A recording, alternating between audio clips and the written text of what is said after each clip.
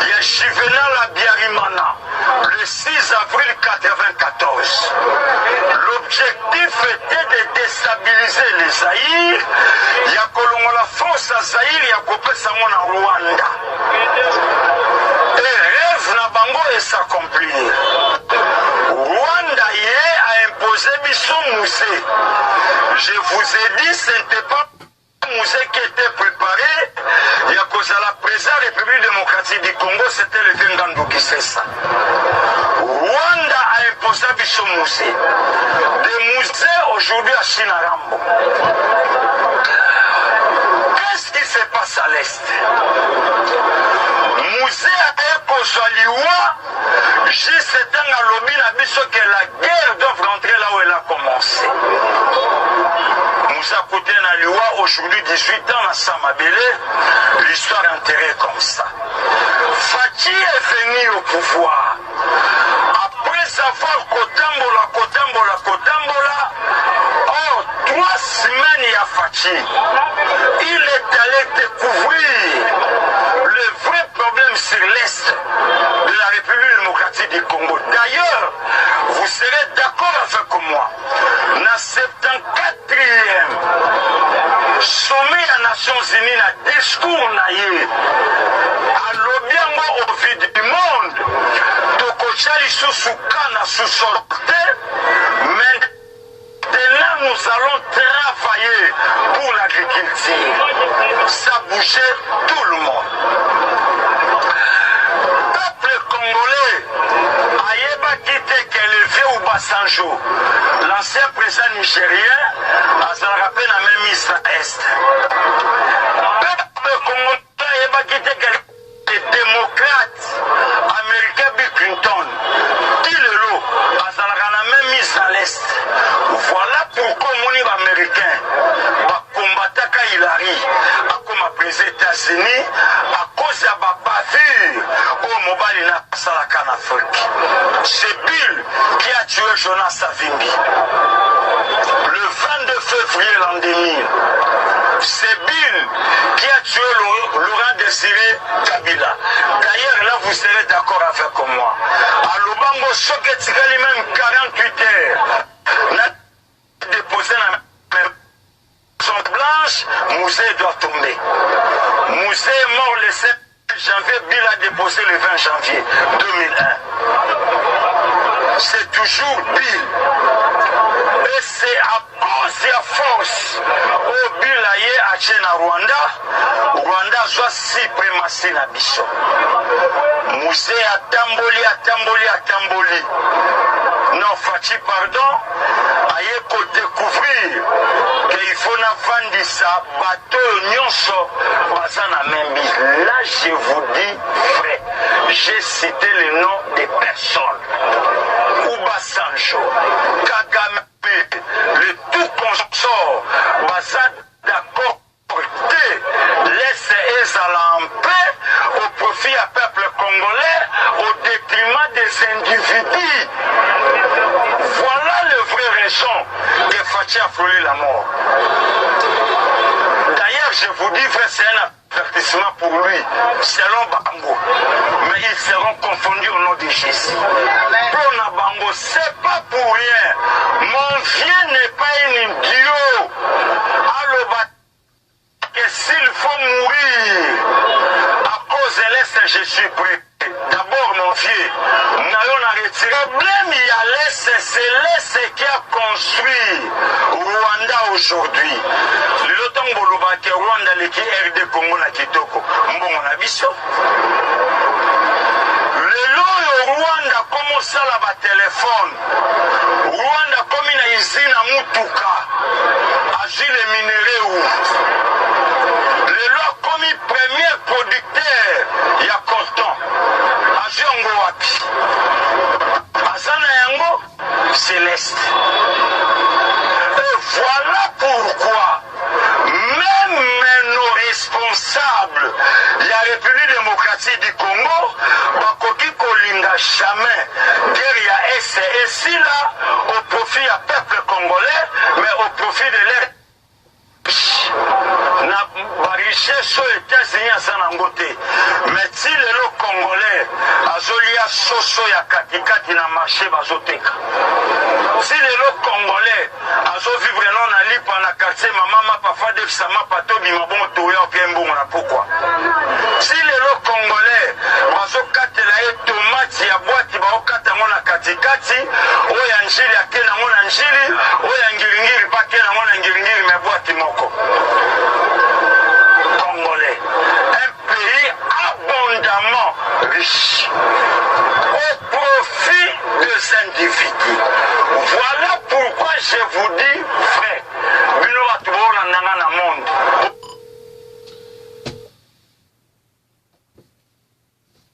Bandeko boyoki wane zalaki récapitulation ya ndeko nabiso Pasteur Gili oyo azali boko ya Raguerre ya IDPS. Je crois que asali symbiose ya situation au Ezoli-Kana Est.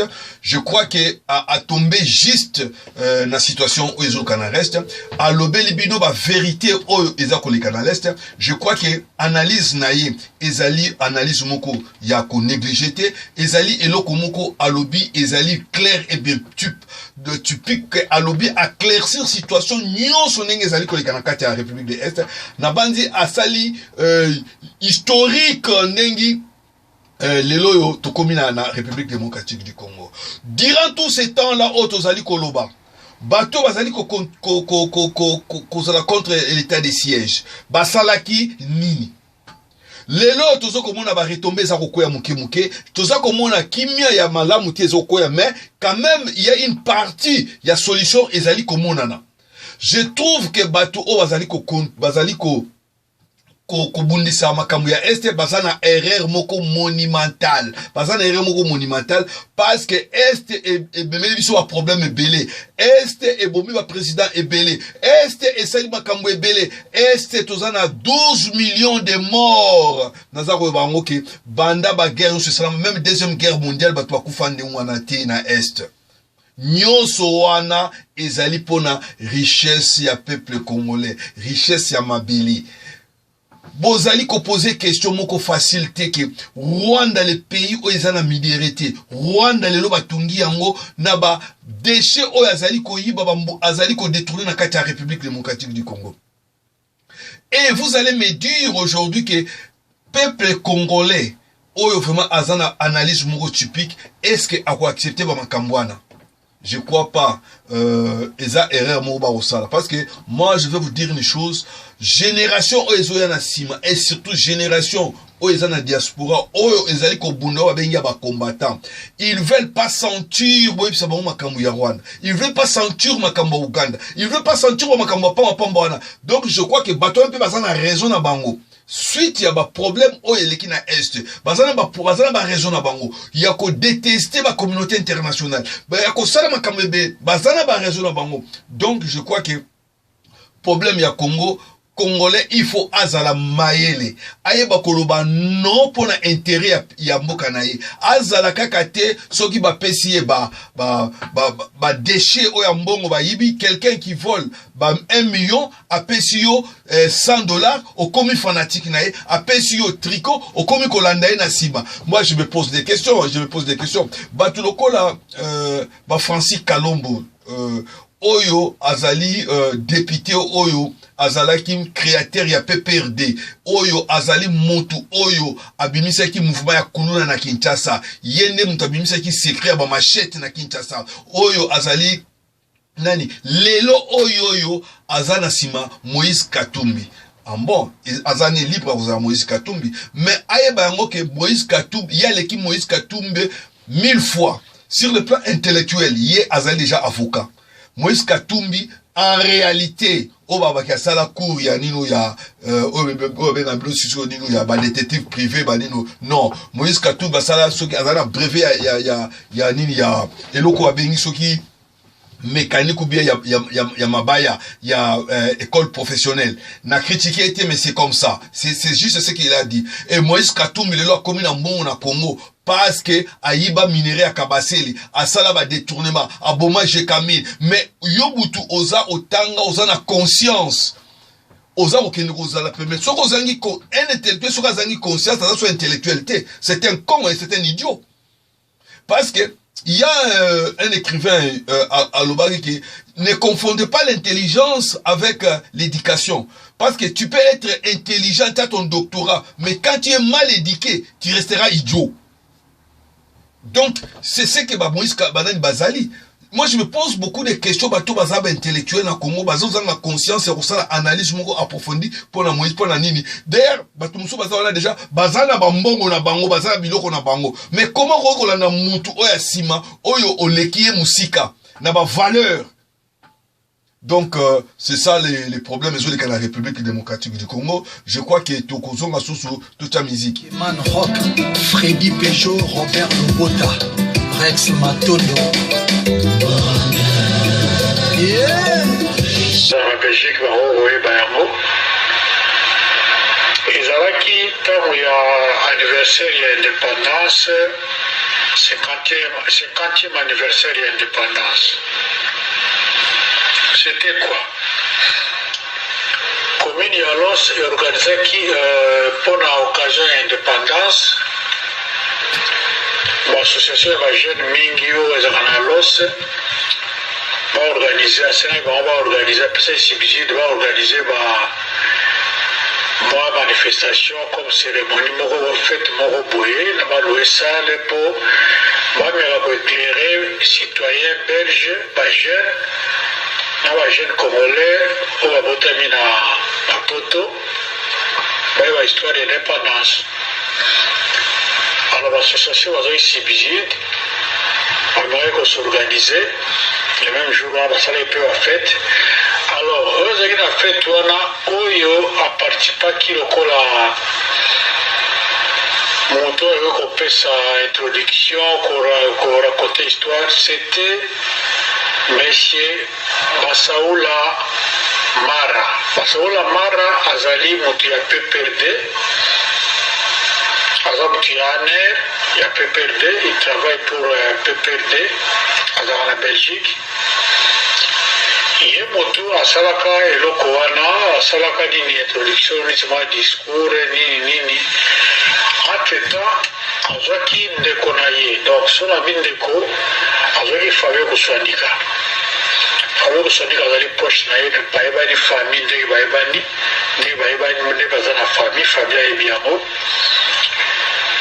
Alors, Azaki a filmé. Alors, Fabien, avec moi, on a filmé, après ça qui est ailleurs, on a filmé.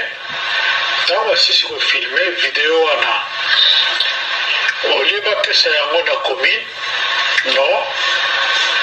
Fabien, dans une vidéo, on a fait le montage, il y a un déconnaille, on a Saoula. Parce que filmer les sous dans la salle, on a Kabarou Ivalé. Basaoula Gama vive PPRD, un message qui est organisé, on a compte, il y a PPRD, Bonaboye. Donc c'est comme si l'organisation de Salamaki et Zali, on a organisé, on a compte, il y a gouvernement à l'époque. Il y a PPRD, on a fait guerre dans le show en 2011. Alors, dans cette vidéo, on a Fabien, Patindi, on a. On a tapé PPRD. Et puis maintenant, il va y avoir un bongo. On a dit bongo à la Kaboli, Fabien, voiture à l'Ibosan Sombaki, et il y a un bongo.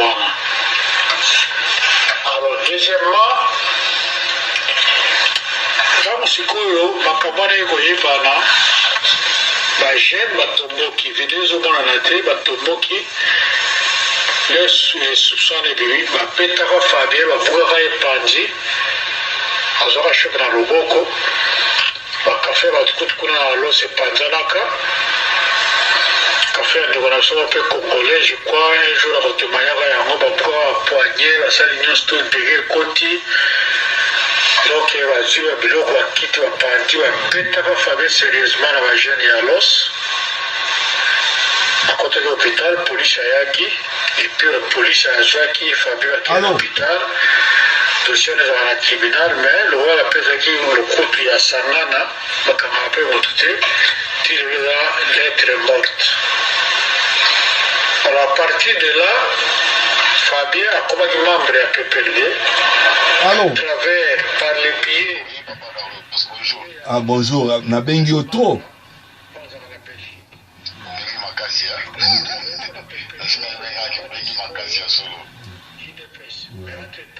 Bon, on les combien on les gâté, parce que na 30 minutes. Bon, on a les choses sur quoi.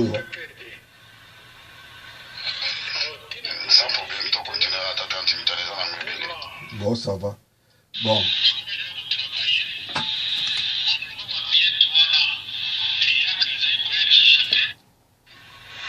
Fabien en 2018 a banni combat, a proposé combat oyo pour na sikoyo IDPS. Donc combat ya Fabien. Na koluka na kata na yamba mutu na kati ya Kinshasa, na koluka na yamba ndiko na biso na Kinshasa, na kati nanu nini communication nazo communiquer na nini.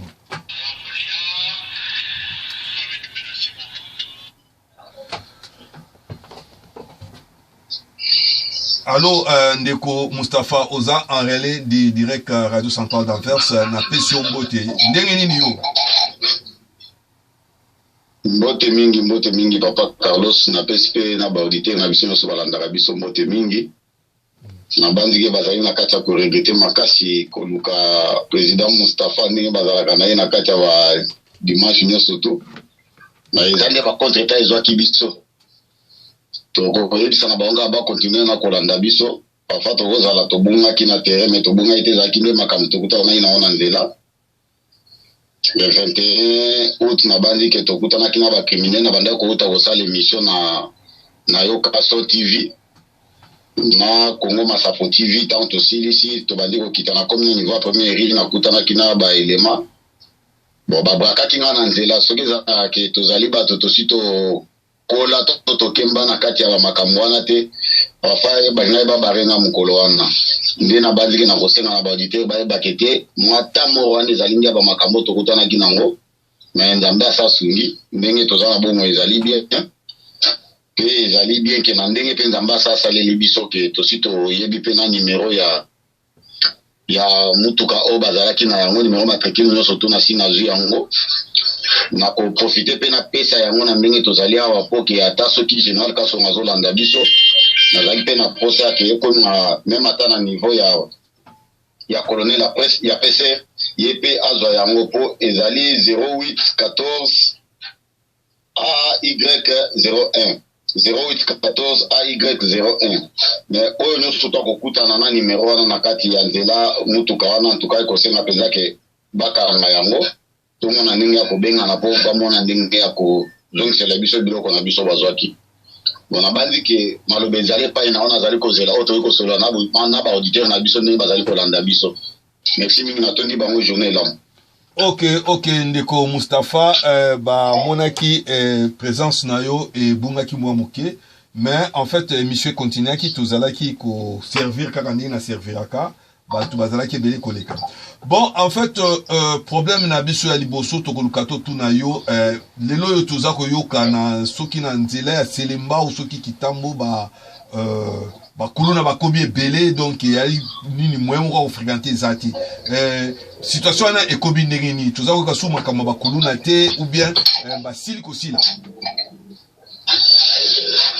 te bon bakuluna basili te yo yebi ke nga na bombelaka yo te to na bombaka bamakambo na ngai te bakuluna basili te bakuluna ezali neti babandaki kobombama mais sikoyo bao babombamaki to bao bakimaki bao babatamaki babimi bamonani lelo ke te bakomi kozonga na koprofite mpe kaka ndenge nazolobaki nazoprofite na kote ya Tchangu mpona koyebisa mal à l'aise ke azali mutu moko oyo azali kosala mosala na nkombo ya gouvernement atanke azali autorité supérieure na terrain ya Tchangu na quartier 9 avenue ya Carnivore ezali wana na croisement ya avenue Carnivore na se wana nazo senga na mal à l'aise soki kazali kolanda biso to soki alandi biso ata na sima na kosenga na ye atika nanu bato ya moto oyo azali kokanga na prince na boulevard azokanga bato ba moto à partir de 19h 20h 21h 22h et jusqu'à 23h azokanga bato wana mais bakuluna na kati ya cité bazosala ba événement bazobotola même na moi bazobotola ba sakoshi mais ce qu'on a biso to peste ozaki mwa tamoro moko boye ezalaki koleka moi eto kita bakotana ezalaki te ndeto moni ke bato wana babotami makasi mais babotami kaka te ezali kaka bamosusu bakimaki bazongi mpo babanda kosala ba événement mais tosi tolaki bango ke bazela tokokotela bango na bakartier wana tokokita po tomona ndenge ya kochacha bango maboko nde nalobi ke nazoprofite nanu na tanke ndenge tosaleli boye bato nyonso to bayoki sikoyo bayebake te ndenge balobaka kisalo me banda me nasengi na mal à l'aise atake na quartier neuf atake na quartier neuf na avenue Carnivore ba élément basi babandi wana ebele atinda ba élément na ye ba bureau de bakanga bato nyonso to wana batika système oyo bazali nango ya bakangi kuluna bafutisi mbongo batiki ye lobi kuna kuluna wana zonga na nzela akende kozwa bato akende kobotela bato biloko ndenge moko pe même na quartier 3 ezali lisusu ezongi lisusu kaka ndenge ezalelaki ya liboso na niveau ya antenne ya Vodacom baoyitaki soki kobenga nga lisusu oyo bapesanga bainformation yake na bali ke mwa kimi ekotaki mesiko tomoni kimi ezali lisusu te ezongeli papa tokosenga lokola nzambe asali bi asimbi biso kaka na makasi na bali ke semeno tozobanda oyo ekobanda alobi lendi na bandi ava tokoma samedi okozala na barecette moko ya kitoko bakokangama kaka ndenge tolitaka ke bakanga bango nyonso tu mpo kimi ezala ok même atako tozoloba na ya baselemba wana nazwi bakalikili nyonso atina kote ya makala basi babengi na makasi bapesipesi na baraccord to nde yango ezolatisa bato balandaka biso makasi me na moma mwa tamoro moko ezalaki wana bato baluki ti me bao babandaki kozwa mwa banimero wana ya mosusu ya africiel babandaki kobenga ngai babengi me napesi bango barandevous na banzike semaine tokobanda lobi alendi tokoluka ndenge ya kokota kota bisika nyonso to wana ok wana ezalaki ndeko na biso Mustapha oyo azali kobunda mpona korétablir équilibre ya ba antivaleur bakuluna oyo président de la république a changé bango bakomi ba producteur na Sinera Energie bakomi ko produire masango ya bilo makambo ya masango ngo na ekomi na ndenge nini ngano yo mtu zana kisaso na ko bela biso parce que toka kiki basoda mtu bazwa ki masango bongo population te problème ya masango ezali ya lokuta te ezali ya solo tomoni déjà basoda bazosomba masango bazosomba saki ya fufu ya masango na 18000 francs batiela bachango na bakanyo surtout ezali na kanchacha kankokolo baochela bango bo batieli bango déjà na bakantine na basite siko ezosenga basisa bakantine na basite po bamona pe mpona kochela population na basite bamona ndenge nakobanda kosomba problème ya masango ezali ya solo masango esi ebandi koya na yango déjà basoda basi babandi kosomba mais kaka ndenge bandeko na biso bamesana batieli bino eloko ebongi obanda kosomba sikoyo 5 to banda kosomba zomi obanda kokende kotekela sikoyo bato mosusu mpo ozwaka baintere tozosenga mpenza na basoda antuka bazala mpenza très vigilant mpo na nini na moma moto aye mpo asomba 5 saki to asomba 10 saki bakoki kotekisela ye te bakotekisela moto moko mibale kolandana na motu ndenge azali na kati ya libota na ye na ndako akoki kosomba moko mibale akei na yango amemi akei na yango na ndako neta moto akomi koya kosomba 5 10 po akende akende koteka na basite wana antuka eloko ato obetela yango mpenza te makasi ekozala bien te tosengaki soki bataleli yango mpenza makasi ekozala bien tozozela bakantine oyo baosala na basite soki esili bakotiela mpe population bakosomba na prix wana problème eza te ok tokaki mpe makambo ya ba vivre frais oyo ezouta na nino est-ce que c'est comme parce que toyoki soki 27 000 tonnes ya vivre frais eza koya est-ce que c'est comme bien dans le comité te bakontenere ya bavivre frais na le comité mais eza likolo ya mai ndenge oyokaki wana ezali ya solo ezokota po ntango balingaki komeka ministre ya économie ayebisaki bango ke oyo akomeka kokanga maison na ye ayebaki akokanga yango libela ntango mpe leta azokotisa biloko na ye bazobimisa ya bino bazwi ya leta batie na kati wana ozomona badesizio ntango mokonzi ya mboka asazwi desizio mwaye motu mosusu aboya yango ezali te soki baboyi yango to basaleli yango te seke ezali ti ministre ya économie azokoka makambo te wana ese na sikoyo batia libanda mais soki ye mpe alingi damilakisaki te azokoka makambo po ezali déjà programme chef de l'état sasali apesi ye liloba ebongi atosa yango mpe asalela yango ya solo biloko wana eza na mai ezali 27000 tonnes nka ndenge ozoloba wana ezali kolo ya mai ezoya bato bakolia makasi bakosepela desambre tokofete kitoko makasi. Ok, tokozonga na kobanda na mwa likambo ya moke likambo na otali koloba likambo ya kongolité ezosala mwa base parce que na sans oublier na salaki émission na Frank Diongo azalaki na opinion na ye amonaki lo ya kongolité eza na importance moko te. Je crois même à sengaki débat na ko proposer bango soki moyen zali dimanche prochain ye na ntingi na du ntingi parce que ntingi muto akosaki lo ya kongolité na ye Frank ndeko na biso Frank Diongo na respecter mingi yo sikoyo opinion les ndenge ni paswa na katikati papa na eloko ndeko na biso singi akotisaki ya kongolité ngana koyebisa ke neti na ndenge biso tozomonela makambo soko tali bien na mboka oyo bato ba diriger biso na bambula nyonso tu ya sima oyo bazalaki ba congolais te. Le seul Mzee Kabila oyo a diriger biso azalaki congolais mais a diriger biso na 3 ans akei pona koboya koyoka ba congolais ayaki na idée ya ba étranger. Ozomona siko na moment ba diriger biso na ba étranger Mobutu azalaki congolais te a diriger biso pendant 32 ans. Tala aliri ya étranger ndenga a diriger biso. Toye kozwa Joseph Kabila awa a dirigé biso pendant 18 ans. Na ide kaka ya bo étranger. Seke ezosenga ke tozala na loi wana efanda na kati ya mboka na biso po tango Congolais azo dirige mboka na ye akoyeba ndenge nini akoki komemela mboka na ye. Mais sikoyo bato oyo bazali koya na ide yake ba étranger aye azwi pouvoir afandi azobongisa mboka na ye na pembeni azonyokola ba Congolais. Mais eloko wana biso tokondima yango te.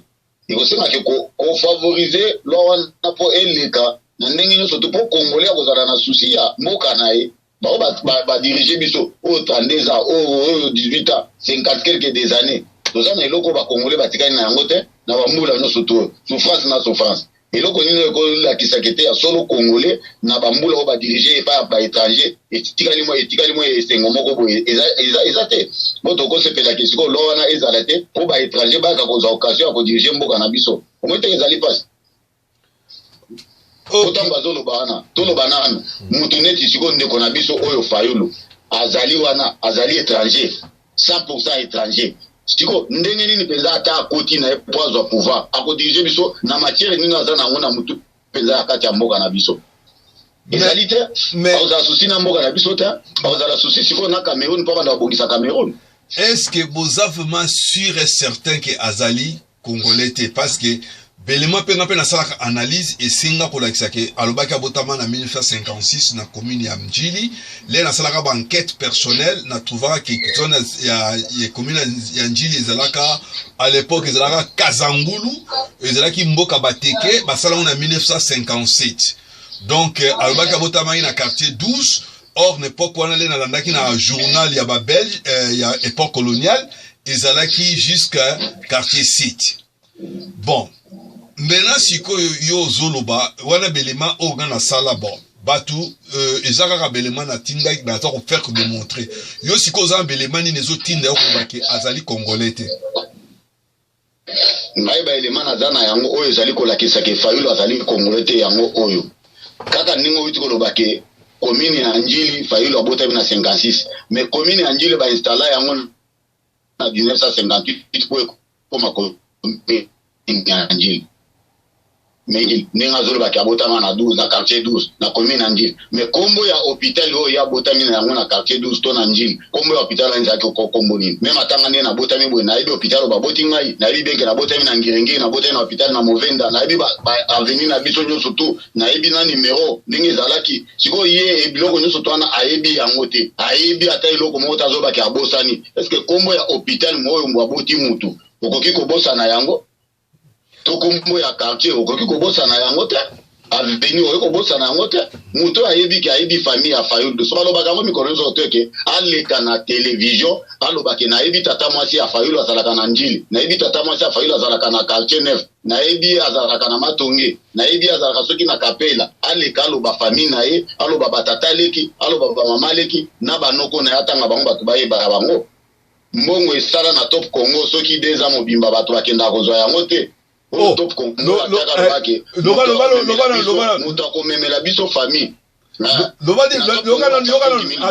pardon bacha mbongo na top Congo pona ababa lo balikambwana na top Congo bacha $5,000 ambo ke muta ko memela biso famille a Fayulu a kozwa $5,000 oh na ndenge lisolo ane sila oh ya solo wana famille a Fayulu na top Congo ta ya solo bilo na zebi sa vérifier na top Congo ba ko ebisa wango bon ça va na recontacter ba to de top Congo en tout cas il comme c'est très intéressant en tout cas neba ki déjà qui sous informé en bon c'est vrai ça parce que awa na poto na top Congo ko yeba yango awa na poto mutu moko abima ki pe asala ki vidéo ayebio azali soki famille a Fayulu boyna boye mais bon on a vraiment asala ki ni noté albara kazande kwa Fayulu mais oyo lobi na top Congo na Kinshasa $5,000 efandi ne mwana na ba crise za na Kinshasa en tout cas tanga pesona rande kwa Fayulu na oke ngoleka pona kozwango parce que za mwa mingi ya continue papa $5,000 ezali peut-être mutu ayo kotika $5,000 ezopola na top Congo te mais basi bakende kozwa yango mutu ata moko abima te ozoka Fayulu azali Camerounais mwasi abali azali Camerounais mwasi Fayulu azali ndeko ya Samuel Leto Fayulu aye awa biso nde toyamba na kati ya IDPS ebandaki koyamba ba réfugié belé po babandaki koyela po baya kozwa place ya kofanda babandaki koya kobata mande na kati ya IDPS yamba ba réfugié belé même ata na poto wana oyebi bien ke bato ebele bavoyage na kombo ya IDPS baze belé bavoyage neti ba réfugié baze belé na kombo ya IDPS bosiko na moment mutu asa afandi azwi abimisi manzaka akomolobaki akomi congolais rien biso tokondima biloko wana te biso tokondima ke Congolais adirige mboka na biso pona nini ekosunga biso na kozala na matière ya kobetisa mutu ya kete na bongisa mboka na ngai ozoka eza teke bango bayaka kaka ba étranger baka kodirige biso po babomelaka biso mboka ta eza bien te kosimba te ekosimba te ata moke bon papa mpe ezali moma ya bakongolais bango moko mpe badirige mboka na bango. Bon, et ça sujet moko très important parce que n'aborda ki yango awa na tongo na mekaki ko sala ba récapitulation moko boye. Mais problème ezali sous na ba neti Moïse Katumbi. Yepé que Fayulu azali bolobi bien kaza congolais te mais ba bazo soutenir ezaka ba congolais, ba vrai congolais de père et de mère. Nengi moko na Moïse Katumbi. Si que comportement wana eloko wana yozo mona ndenge ni. Eloko wana ezali boye omoni bandeko na biso bakongolais lokola déjà régime nyonso mibale oyo akobanda Mobutu tina Joseph Kabila batikaki bakongolais na pasi siko kongola sa mesanaki soki babengi bapesi mwa 2500 francs 5000 francs abimi na nzela ozoka siko rythme wana nde yango ozomona ndeko na biso atikali na yango azolinga banda ko utiliser na yango bakongolais. Mais si vous avez babandi déjà kozwa vision, soko tali bien, alaka ki abazo sala marche. Omoni marche wana salamité. Ozoka. Ndenge Fayulu azali, ndenge ndeko na biso Moïse azali. Moïse Katumbi, mama na azali Zambie. Papa na azali Juif, boyebi. Mais so bato wana bazaka bapaya, o bazwa koluka pouvoir na kati ya mboka ya Congo. Omonte ezali passe. Mwana ya Moïse atozolo ba azali député national na Zambie. Et yendenge ni po mwana Moïse azala député national na Zambie. Grâce à maman nae. Moïse papa na azali Juif. Siko Moïse akoya koluka pouvoir na Congo. Attends qu'il n'aille pas diriger mboka ya Congo. Siko bango ba Congolais bazo soutenir bango wana. Omote bazaka ba Congolais o ba papa na bandi ke bali misanga mituna bango ekoza lezo sala bien te. Ozo soutenir étranger pour ko diriger bino na kati mboka na bino. Souci ni étranger wana kozana na kati nae. Auzana na souci ya mboka na bango ta ozana na souci ya mboka na bino. Ako bongisa mboka na bango ta ko bongisa bino mboka na bino. Se bongi ko yeba yango. Mais mwana mboka kozana na souci na mboka na ye pa bongisa mboka na ye. Oh papa. Okay. Bana biso bazali ko soutenir bato wana. En tout cas na zomona ki bituna bango pa fana ko baka ke pendake bituna bango ezo sala bien te. Tala descente ndeko na biso mboso asali na njila. Asali descente na Kaluka, asali descente na njili. Mais alobeli kaka bato ko te Fayulu akenda kawana kenda kokosa bango wana. Mboso alobeli bango. Tango siko Fayulu comprendre que te mboso akeko lobela bango la vérité. Fayulu azangi ndenga ko sala marche. Attends que Fayulu asengi marche, ba libérer ya sala marche. Akomi ko lobaki ote to osali sous marche te po sécurité za liberté. Sécurité za liberté ndenge ni no ya banda ekolo. Mitango baboyela ke marche alinga cha bimana ndela lobaki te nazo sala marche. Bandimeli yo sala marche. Sala marche tomona ndengo zo sala marche attaque congolais. bakomi oto boy bande bato na biso bakufa. Est-ce que ya samoni na gouvernement fachi bato basali marche babeti masasi babomi bato. Mwante mutana za ventrier azo sala ba congolais ba avantier. Ba théâtre wana biso to sto le kango kala. Moi to comprendre sur ba théâtre na moment ils étaient ba théâtre c'est tiralissime. Bon. Allez ndeko na ngato. Congolais to bazo comprendre était ba comprendre. To continuer parce que tozana tamingite siko problème ezali problème ya seni to ki bitumbeza makasi na kati ya seni ba confection religieuse baza ko bunda koto 6 koto de yo olobi na nini wana sana lecture moi récapitulation liboso place wana na bandi ke bandeko na biso wana kote tozokende na bango ezomona na ke bakoéchoué to ekotikala kaka ndenge basi basali wana mpona nini po si ezali déjà majorité président Mbosa auti kopesa bango 72 heures soki bayokani te bango moko na kati ya assemblée nationale bakozwa décision tozozela bango na 72 heures président Mbosa auti kopesa bango tomona eloko bakoloba soki bamoni kaka ke bayokani te wana papa tokosenga na chef de l'état azwa badécision tokosenga sikoyo na chef de l'état azwa badécision na ye moko po ye nde mokonzi ya mboka ye ntango azopesa bango bapasi ya tete bato bamimona à l'aise bazala ke bazali na mboka na bango baza à l'aise basalaka mpe oyo ezali bashwa na bango bango baza sikoyo kotravaille na ndenge ake bagenaka peuple congolais to bagenaka bamakambo bafenaka bamakambo wana tokosenga sikoyo na chef de l'état nda kozwa décision mais lokola président Mbosa apesi bango 72 heures soki bango basaleli te assemblée nationale ekozwa décision mpe assemblée nationale tokosenga na chef de l'état mpa kozwa décision po makambo biso tokende nango avava tokondima teke bato mosusu boye bayaka kozangisaka biso ndenge kotravaille te ata moke. ok wana ezalaki problème ya baélection na nini bon neti président alobi ke baélection ekosalama na 2023 mais toza na problème moko eza kolinga kohandicapé yango problème ya recensement. Est-ce que oza sûr que recensement ekosalama? Parce que avant l'élection ezala bien la crédible il faut recenser salama. Au président a promettre élection moko crédible. Est-ce que recensement ko salama avec l'état o etikali na personne parole ndenge ni omoni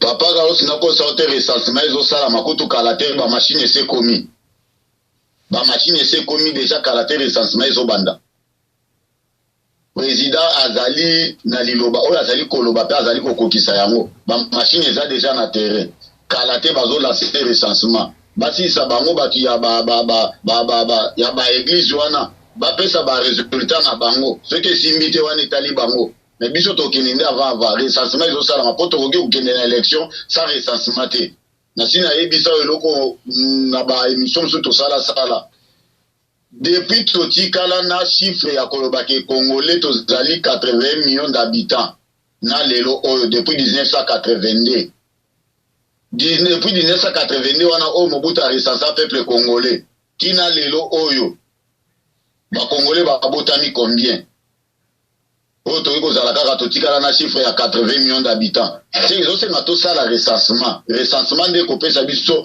montant fixe ya ba congolais oyo tozaleli na koyeba ke ba étranger oyo bazali na kati ya mboka na biso bazali boni tomona ndenge okende na élection tokoki kokende na élection kaka ndenge wana neti ba avec le mot kaka tokende na élection toyebi montant ya ba congolais te toyebi montant ya ba étranger bazali na kati ya mboka na biso te mais tokoki kaka na élection wana biloko wana bande kosalela biso yango ya ba mafia na ba régime oyo witi koleka bazobenga bato na bango na ba mboka mosusu bazoya kovoter na mboka na biso wana ekosalama te tozokende na recensement nazali si recensement ezosalama mpe kosila mpe tozokende na élection.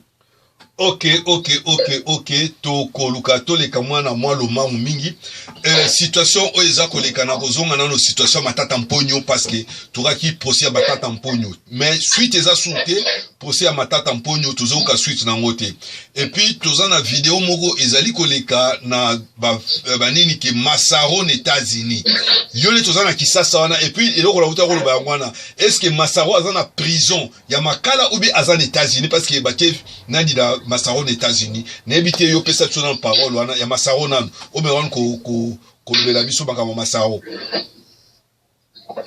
bon Massaro na États-Unis ngana banzi ke na kaka ndenge zoloba wana wana penzo ko pesa nga musala ke ngai na kita tina prison na kende ko vérifier po eloko amakasi ezalite na prison penza na ko kita pona vérifier na pesa penza ba réponse moko ya kitoko o ezali na ngambo ya Masaro abima na prison a se retrouver na États-Unis papa wana to mona ke kongo ekomi ya bazoba Masaro na kati ya prison obima na yebani te mais to se retrouver directement Masaro na États-Unis bon na ebite wana besoin se na penza ke ngai na kita ti na prison na ke ne penza ko vérifier wana dimanche penza na kopesa ba réponse à kitoko. Ok amona lingaka donc tout ça en direct de Kinshasa donc na bandi dimanche prochain bat balani makambo ya Masaro ba ko doit réponse parce que esali tolé na kati ya nini ti États-Unis baza ko lobela yango mais problème siko ya matata mponyo oyo azali na procès na ye toyokaki le samedi le 20 mais le 25 tina lelo tozoka susu situation wana te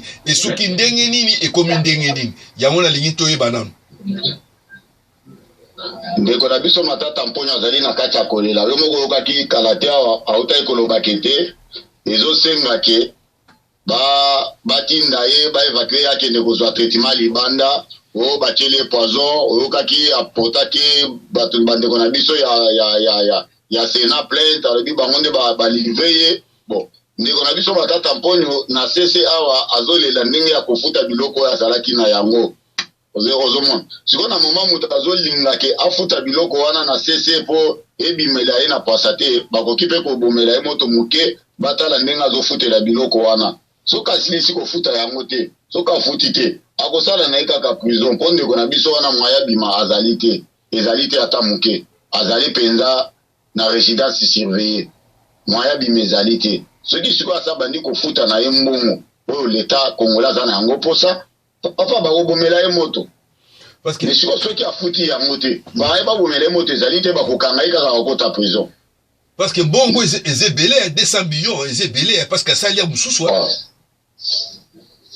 papa 200 millions wana ezali nde oyo azwaki mais oyo eyebani te baza deja na bambongo ebele oyo eyebani te oyo eyebi yango te nga mpe nayebi yango te mais 200 millions nde eyebani mais siko oyo bazalaka na yango na bakesi na bango mosusu oyo eyebani te oyo tokoyebani biso tokomona 200 millions ebele na ndenge tozokalkile mais bango bakozala bazala bachiffre ebele oyo bapie mboka depuis 18 ans bazala bachiffre ebele parce que nayokaki ke Shadari aza ko monter kuba contre ye mutu aza ko lobana bato pepe ba sénateur a PPRD il faut bakanga ye il faut qu'il na prison bazana moi bato PPRD bazana moi mbulukutu na kati ndenge nayokaki be information neza na précision ya ko préciser ngote mais on dirait que nani azali contre ye azolinga bakanga Shadari azolinga bakanga ye est-ce que vous na information ana na yebisaka oke baegyptien oyo bozomona oyo bokotikala komona bango lisusu te PPRD eza na kati ya kopanzana baza na mutu moko ya kosakana te moto oyo atikala azoregistre makasi na kati ya PPRD kopesa ata mwa information ya bato to kosangisa mwa lingomba ya 10-15 personnes na PPRD atikali kaka azali Raimo Chibanda bato nyonso tu ya PPRD bakomi mutu na mutu mwana na mwana bendana PPRD se kufi donc avant to banda 2022 to mana suka na bandi ke solo ata ya Raimo Chibanda na to koyoka ya ngoli susute mbutu se kote bango ya makasi eza lokota te mbutu ya makasi pendeza kati na bango PPRD eza susute okay Raimo Chibanda nda tikali azokuta ni 15 à 10 personnes wana bongo problème ya état de siège oyo ezo chama kelele mingi na kati ya nini ya République démocratique du Congo naokaki bato musu babimi babiki état de siège eza koporter bafui te mais analyse oyo nga nauti kosala ke état de siège ezoporter bafui yo olobi nini wana papa état de siège ezoporter bafui moko kitoko ezoporter mpenza bafui kitoko bandeko na biso wana balingaki ke mboka ezala ndenge wana mpo ezala na kati ya mbutu mais bamoni ke état de siège ye kofrene bango bamakambo nyonso to bazalaki na yango c'est que état de siège moye elongo ezali te biso to continuer na état de siège tina ndenge kimia kotikala na kati ya mboka na biso état de siège ko sala musala makasi po ezali na kati ya kosala musala bafu ya kitoko ezala kati ya kobima donc siko ba o bazo buloba ke état de siège sala musala te bazande bayini ya Congo to bayini ya peuple congolais nde ba bazo boya état de siège mais oyo azali penza siri na mboka na ye akoki koboya état du siège ata mokolo moko te. Ok, toyoki likambo ya Tshibasa Mali, Tshibasa ministre ya nini tsoki ya nouvelle technologie, likambo ya RAM ezosala mobulu na kati ya Kinshasa, toyoki ba journaliste mingi ba telemi on ba réseaux sociaux ba lo belango kezali escroquerie ya peuple congolais, ezali vol mongo contre peuple congolais, yo lobi nini wana yo mutuzo vivre ngo. Et na lingi ba pe unité ya unité, prix ya unité na nini na ya crédit na Congo ekozala combien? Bon, prix ya unité na Congo na bandi ke sa unité ezali na $1. Sa unité za na $1. Sa unité prix ya unité. Okosala nango combien de temps, combien de minutes? Bon, kolanda na ba réseau ndenge ozali kobenga.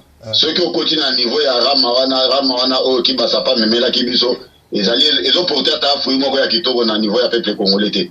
Donc rama wana ezali ata na bénéfice ata moko côté.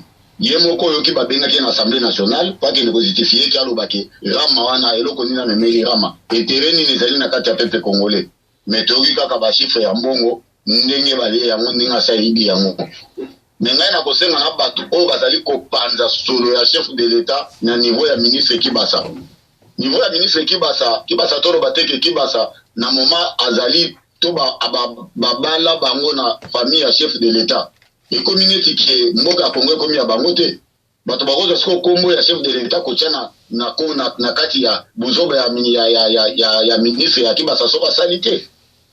Pona ni chef de l'État soka za kazali muto ya limite babuzobe za ka pembeni na ye. Ndeko na biso Vital Kamerhe chef de l'État tunaka combien de fois pour akende kondima na parquet.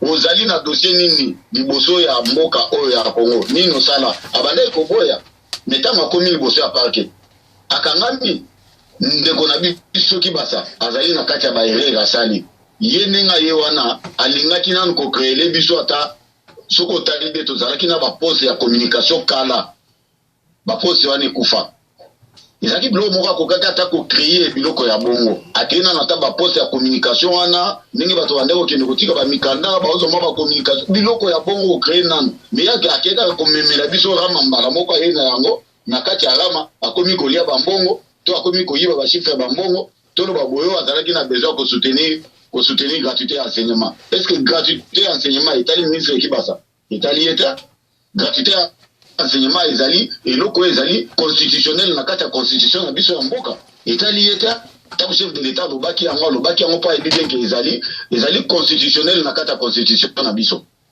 zo na ndenge ya zaleli ya solo ba bengisi lobi lengi akozala na Assemblée nationale. Ok. Ba ninga na ba ministre na kati ya conseil des ministres basi ba lobeli yango pe lisusu c'est que bango pe basi ba attaquer denga azali déjà liboso ya problème soka justifier bien te lobi na Assemblée nationale papa wana soki esenge bakanga bakokanga ye bo même ata mokonza mboka ye moka lobaki ata ozali mwana mai na nga tokola na yo mais soko yibe eloko ya mboka lasi nawe ezali makala okendo fanda alobaka yango mais na kosenga na bato bazali kotambusa kombo ya mokonza mboka na buzoba ya bato wana balongolaka kombo ya chef de l'État na kati.